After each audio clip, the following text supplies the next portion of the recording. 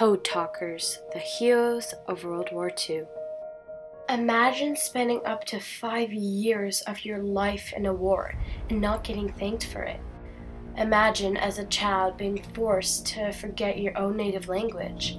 Finally, imagine being able to help America win World War II using the same native language through fatal secrecy and hard work.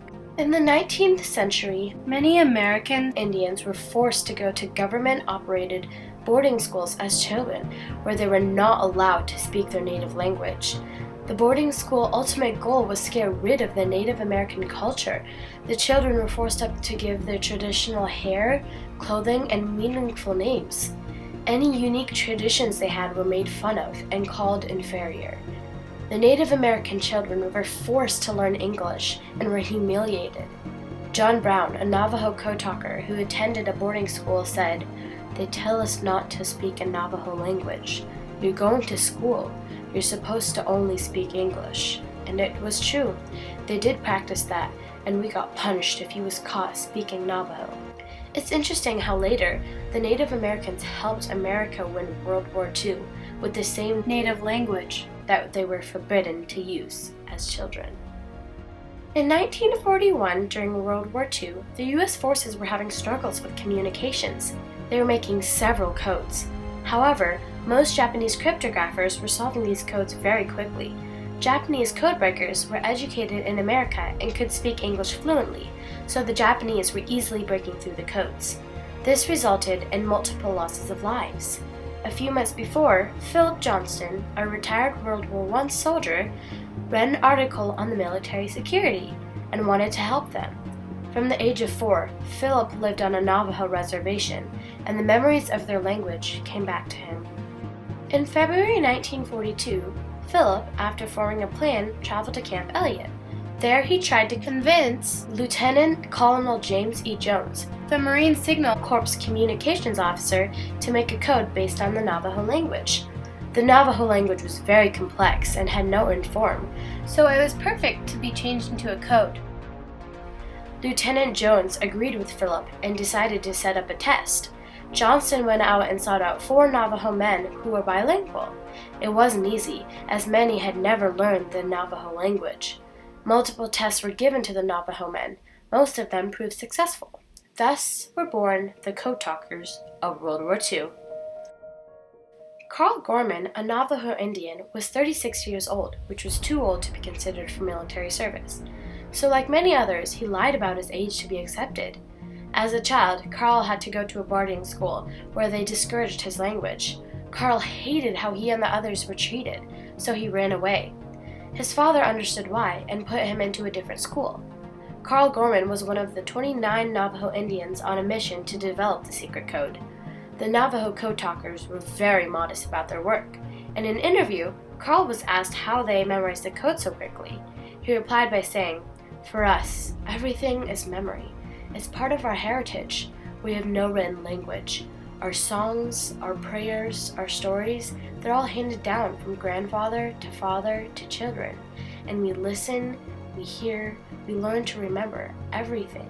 It's part of our training." During the war, Carl was hit by malaria, but still continued to fight. Chester Nez was the last living original Navajo Indian code talker. He is one of the 4 men who were able to attend the medal ceremony in Washington, D.C. Chester was given a Congressional Gold Medal from President Bush in July 2001. In an interview, Chester said that everything was strictly secret. He could not tell even his family members about what was going on. I'm very lucky to say that I came home safely. There's something that was very secret, and we couldn't talk about what we went through to our families. Everything was strictly secret. The Navajo weren't the only Indian tribe to become code talkers. There was also the Meskwaki and the Comanche. 27 Meskwaki men were enlisted by the Iowa National Guard. Most men joined because they knew it was their duty to serve their country. it was also an opportunity to actually use their native language for a special purpose. Out of the 27, 8 were selected for special training. Their names were Dewey Youngbear, Mike Wynn, Edward Benson, Judy Carl Wayne Wabanasi, Melvin Twin, Dewey Roberts, and brothers Frank and Willard Sinache. They were all very brave soldiers. Each of them had their own stories. Frank Sinache was sent to a POW, prisoner of war camp in Poland. There, he spent 29 months as a prisoner until he was freed by the Allies. Dewey Youngbear was captured by the Germans in 1942, but he was able to escape and return to the United States.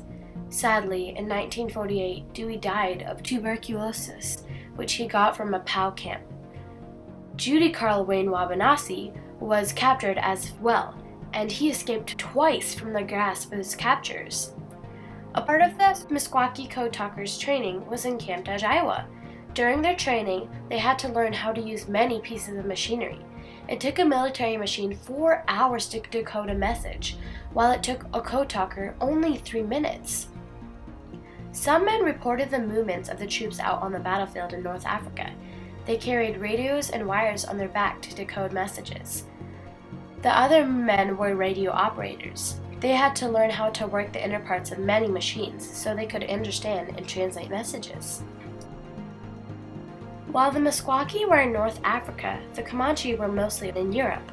One of the men in the Comanche group was Charles Chibety. Charles held his position as a corporal by fighting in fierce battles, such as D-Day in Normandy. Charles also had to go to a boarding school where any language other than English was forbidden. During an interview, Charles said, "When we got talking, 'cause we're not allowed to talk our tribal language, and then me and my cousin, we get together and we talk in Indian. We always hush up when we see a teacher or faculty coming, and then we always laughed and said, 'I think they're trying to make little white boys out of us.'" Ralph Wanhe was another Comanche code talker. Ralph was married to his wife Becky for 42 years before he died. Years went by before Becky ever knew anything about Ralph being a code talker. Ralph was given a Congressional Gold Medal at a ceremony. Becky still has Ralph's medal. They told jokes about what happened when they were in the service, but they never mentioned what they were doing. When the war was over, the men came back home and were treated like warriors in front of their families. But America stayed silent. It wasn't until 1969 that America recognized the code talkers nationally. That was 25 years after the fighting had stopped. In 1982, President Ronald Reagan made August 14th National Navajo Code Talkers Day. Then, on December 21st, 2000, President Bill Clinton passed a law which congratulated the 29 original Navajo code talkers with the Congressional Gold Medal. Later, on November 15th, 2008, President George Bush signed a law that gave all code talkers a Congressional Gold Medal. The Meskwaki code talkers of the Iowa National Guard received many medals, including the American Defense Service Medal, World War II Victory Medal, POW Medal, and the Bronze Star. Also, the laws and bans of only speaking English eventually faded. The code talkers fought along with the Allies against Germany, Italy, and Japan. The soldiers used guns, and the code talkers used their beautiful native language. The code talkers facilitated the communication and were able to keep coordinates and information secret. Code talkers saved many lives. They also potentially gave the U.S. the upper hand in the war. The code talkers took a stand in history by using their native language to actually help the United States. Ironically, they were discouraged to use this language as children by a government decision. The code talkers stood up and proved America wrong. They also risked the trust of their loved ones. The time that could have been spent on with their family was gone.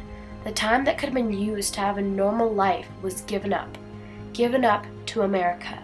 But in the end, though, they were proud to have saved thousands of lives, proud to have served their country, proud to have used their once forbidden native language, proud to have helped the United States of America win World War II.